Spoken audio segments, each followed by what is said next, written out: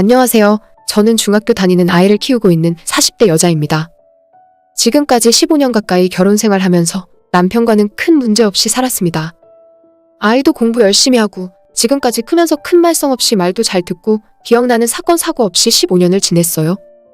그런데 재작년에 시아버님이 돌아가시고 혼자 사시는 어머님을 작년에 저희 살고 있는 아파트 옆동으로 모시기 시작하면서 평화롭던 제 일상에 금이 가기 시작했어요. 남편의 형제로는 시집간 신우가 하나 있는데 그쪽 형편이 그리 좋지 못해서 어머님한테 용돈이나 생활비 보조를 기대하기는 힘든 상황입니다. 아버님 돌아가시고 시골에서 어머님 혼자 살고 계셨는데 너무 외롭고 힘들어하시고 그 동네의 주민들도 얼마 안 남은 상황이라 그런지 어머님이 시골 사는 것 자체를 그만하고 싶다 하셨어요. 그래서 시골에 있는 집이랑 땅 다 팔아서 작년에 저희 아파트 맞은편 동으로 이사를 시켰습니다. 시모와 가까이 산다는 것이 쉬운 결정은 아니었지만 남편의 간곡한 부탁과 어차피 같은 집도 아니고 그저 같은 아파트에 사는 것뿐이니까 이 정도면 괜찮겠지 생각했던 제가 스스로 무덤을 파고 들어간 꼴이 되어버렸어요. 사실 제가 시집 와서 산 이후로 저희 부부는 도시에 살았고 시댁은 기껏해야 1년에 2번 명절 때만 방문했기 때문에 시어머니에 대한 캐릭터 파악이 전혀 되어 있지 않은 상태였습니다. 처음 만나 뵈었을 때는 시부모님 두 분 모두 인상이 너무 좋으셨어요. 특히 시어머님은 정 많은 시골 아주머님 느낌이었고 저희 부모님도 시어머니를 보고 너는 고부 갈등 걱정은 없겠다 라고 말씀하실 정도였으니까요. 저는 태어나서 자란 곳도 도시였고 할머니 댁이나 외할머니 모두 이 도시에 같이 살고 있었기 때문에 농사 짓고 사는 시골을 직접 경험해 본 적이 없습니다. 그런데 남편과 결혼을 결심하고 처음에 인사드리러 갔을 때 시부모님이 살고 계시던 동네가 정말 드라마나 책에서만 보던 시골집 그 자체였어요. 농사를 짓고 두 분이 살고 계시는 집은 작고 아담하고 농기구가 여기저기 널려 있었습니다. 집 옆에는 작은 축사가 있어서 시아버지가 소도 몇 마리 키우고 계셨어요. 도시에서만 자라온 제가 인사드리러 갔을 때 정말 반가워해 주셨고 영화 속에 나오는 시골 할머니 댁에 온 것처럼 연신 맛있는 것을 내어주셨죠. 남편과 결혼하기로 결심한 뒤로 시댁이 시골분이라 하시길래 사실 걱정을 많이 했었습니다. 시골이라 하면 조금 고리타분하기도 하고 꽉 막혔을 것 같은 느낌이 들어서 괜히 고부 갈등 때문에 시집가서 고생할 것 같았거든요. 하지만 의외로 그런 거 없이 잘해주셔서 너무 마음이 놓였고 덕분에 인사드리고 얼마 지나지 않아서 바로 상견례로 이어졌죠. 저는 그렇게 결혼해서 아이 낳고 지금까지 행복하게 잘 살고 있었습니다. 하지만 시아버님은 평소 고된 농사일을 하시면서 술과 담배를 즐겨 하셨는데 결국에 많지 않은 나이로 폐암말기 진단을 받고 6개월간 투병 끝에 재작년에 병원에서 돌아가셨죠. 두 분이서 오랜 시간 동안 함께 농사를 지으며 살고 계셨는데 아버님이 갑자기 돌아가시고 나서 어머님 혼자서는 살기가 쉽지 않으셨나 봐요. 저희 부부는 둘 다 맞벌이 생활을 하고 있어서 시골 내려가 찾아뵙기 쉽지 않았고 신우도 형편이 좋지 못해서 먹고 사는데 급급했습니다. 그래서 남편과 고민 끝에 모시고 살기엔 무리지만 가까운 곳에 살면서 자주 찾아뵙자고 해서 지금 저희 아파트 단지 이웃으로 같이 살고 있어요. 처음엔 도시에 나와서 시멘트 아스팔트 속에서 살기 싫다고 버티셨는데 어느 날 새벽에 시어머니 혼자 살고 있는 시골집에 좀도둑이 들어서 마당에 있는 농기구도 훔쳐가고 어머님이 기르고 있는 개까지 훔쳐갔더라고요. 범인이 동네 사람인지 외부인인지도 모르겠고 어머님은 너무 무서워서 못 살겠다고 하시는 바람에 빠르게 시골집 정리하고 이사를 할 수 있었습니다. 평수도 어머님 혼자 사시기에 충분한 25평이고 저희 아파트가 좀 오래되긴 했지만 겨울에 춥지 않아서 난방비도 얼마 안 나오고 괜찮은 곳이에요. 한 가지 제가 걱정한 것은 어머님이 지금까지 계속 시골에서 흙 밟으며 농사 짓고 사셨기 때문에 이런 아파트 도심에서 사실 수 있을지 걱정이 좀 되더라고요. 저희 동네가 서울 수도권은 아니지만 그래도 지방도시 중에는 큰 편이고 사는 사람들도 대부분 농사와는 거리가 먼 사람들 뿐이라 시어머니께서 적응하시기 힘들지도 모르겠다 싶었어요.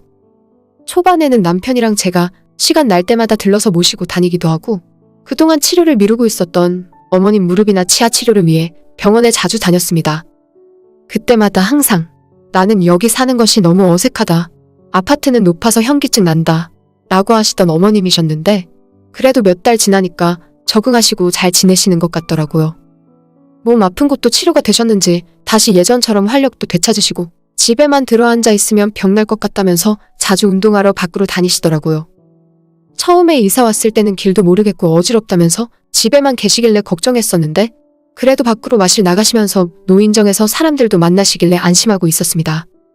어머님이 잘 지내시는 것 같아서 신경 덜 쓰고 저는 다시 예전처럼 지내고 있었는데 어느 날 퇴근하고 집에 돌아오는데 아파트 엘리베이터에 못 보던 경고 문구가 적혀 있더라고요.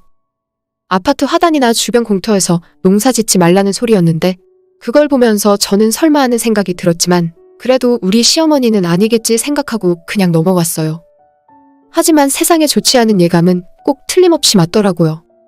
며칠 후에 남편이 잔뜩 찡그린 얼굴로 집으로 들어오길래 무슨 일이 있었냐고 물었더니 퇴근하고 시어머니 집에 들렀다가 오는 길인데 어머님이 아파트 앞 화단에 잔디를 파내고 거기에 상추랑 고추를 심으셨다 하는 겁니다.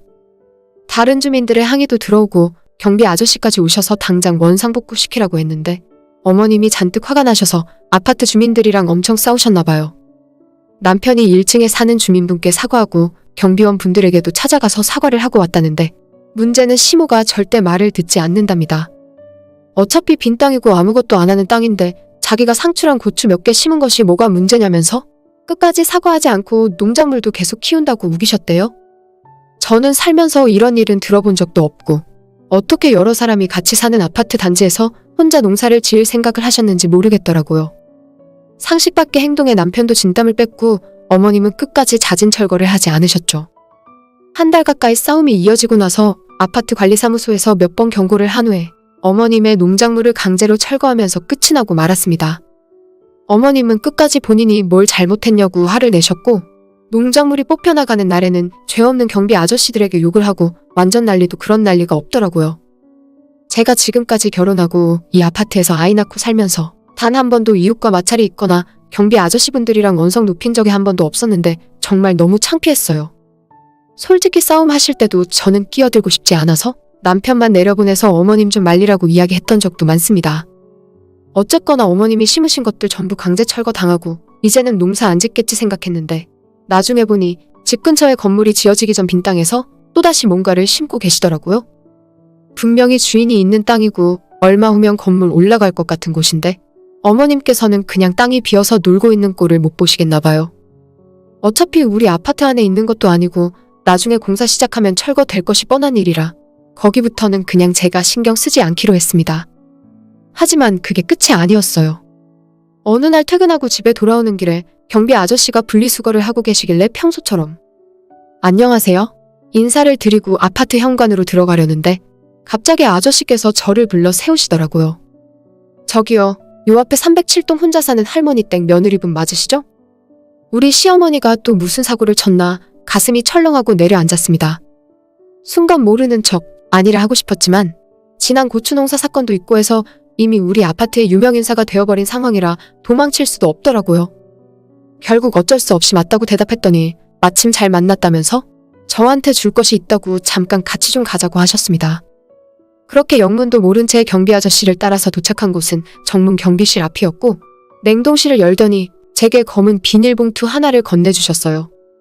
영문을 몰라 계속 멍하니 있었더니 열어보라 하시길래 이상한 게 들어있음 어쩌나 걱정되는 마음에 열어보니까 하얀 절편이 몇 개 들어있었는데 군데군데 파랗게 곰팡이가 쓸어있더라고요. 경비 아저씨한테 이게 뭐냐고 물었더니 저희 시어머니가 며칠 전에 주고 가셨답니다. 먹으라고 주시는데 처음 받을 때부터 곰팡이가 쓸어있었고 어머님이 이런 식으로 먹지도 못할 상한 음식 주고 가시는 경우가 이번이 처음이 아니라고 하시네요. 진짜 TV에서나 보던 경비원에게 상한 음식 주고 갑질하는 사람이 바로 우리 시어머니였다니 너무 창피하고 죄송해서 쥐구멍에라도 숨고 싶었어요. 제가 연신 허리 굽혀서 죄송하다고 앞으로는 이런 일 없게 말씀드리겠다고 사과드리고 어머님이 얼마 전까지 시골에서 살다 올라오셔서 잘 모르는 부분이 많다는 식으로 말씀드렸지만 솔직히 시골 사는 분들이 다 그런 것도 아니라 뭐라 변명도 안 되더라고요. 상한 떡부터 시작해서 반찬이나 야채, 과일도 가져오시는데 그것도 전부 물러 터져서 먹지도 못하고 썩은 내가 확 올라오는 바람에 이미 저희 어머님이 아파트 경비 아저씨들 사이에서 유명한 사람이 되어 있었어요. 주시는 걸 안 받는다고 하면 막 화내고 소리 지르신다는데 이제는 그냥 받았다가 어머님이 가고 나면 바로 음식물 쓰레기통에 버리신답니다. 어머님한테는 말씀드려봐야 소용이 없으니까 결국 참다 저한테 말씀하신 것 같았어요. 너무 죄송했고 살면서 이런 경우는 처음이라 뭐라 말씀드려야 할지 모르겠더라고요. 그날 집에 돌아와서 남편에게 그 떡을 보여주면서 너무 심각하다고 어떻게 해야 좋겠냐고 물었더니 남편도 한참을 골머리 썩는 것 같았어요. 하지만 뭐 뾰족한 방법이 떠오르는 것이 없었습니다. 그냥 어머님께 이 상황 다 말씀드리고 우리도 감당하기 힘드니까 제발 그만하시라고 하는 수밖엔 다른 방법이 없더라고요. 결국 다음날 남편이랑 어머님 댁에 찾아가서 상한 떡을 보여드리고 왜 이런 먹지도 못할 음식을 경비 아저씨한테 주신 거냐 물었는데 어머님은 자긴 잘못 없고 그 사람들이 거짓말하고 있다 하셨습니다. 자기가 줄 때는 방금 사온 맛있는 걸 가져다 준 건데 경비 아저씨들이 일부러 섞여놓고 자기한테 거짓말로 뒤집어 씌우는 거라고 나쁜 사람들이라 욕을 하시더라고요. 어머님을 처음 봤을 때 이런 이미지가 아니었는데 어쩌다가 이렇게 된 건지 모르겠어요. 제가 너무 힘드니까 어머님 그만 좀 하시라고 말씀드리면서 나도 모르게 눈물이 터졌는데 어머님은 너가 왜 우냐고 자기가 잘못한 게 없는데 왜 너가 우냐면서 화를 내시다가 옆에 남편이 그만하라고 이럴 거면 다시 시골 내려가서 혼자 사시라고 소리를 지르니까 그제서야 입을 다물고 조용해지셨습니다. 남편은 어머님에게 음식 주는 것도 무조건 하시지 말고 앞으로 다른 주민들이나 경비 아저씨들과 절대 싸우지 말고 마찰 일으키시지 말라 했어요. 우리도 어머님 뒤치다꺼리하고 사과하고 다니는 것도 힘들고 앞으로 또 이런 일이 계속 생기면 어머님이 이사 가시던 우리가 이사를 가던 멀리 떨어져서 살게 될 거라면서요. 남편이 조금 말을 심하게 하는 건 아닌가 싶었지만 사실 이 정도 안 하면 들으실 분도 아닌 게 맞아요.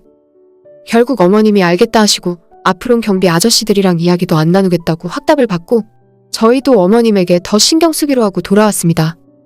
그 뒤로는 지금까지 몇 달 동안 더 이상의 문제는 일으킨 적 없어요. 저희도 주말에 하루는 꼭 어머님 모시고 같이 식사를 하고 평일엔 남편이 퇴근길에 찾아뵙고 30분이라도 대화를 나누고 있습니다. 이대로 조용히 아무 일도 없었으면 좋겠는데 시한폭탄 같은 시어머니를 바로 옆에 모셔두고 살다 보니 불안한 마음만 점점 커집니다. 겨울 지나고 따뜻해지면 어머님이 다니실 만한 문화센터 같은 것도 좀 알아보려고요. 아이 키우는 것만 힘든 줄 알았더니 어머님 모시는 것도 장난이 아니네요. 오늘의 제 이야기는 여기까지입니다. 끝까지 들어주셔서 정말 감사드려요. 다들 행복하시고 좋은 하루 보내시길 바랍니다.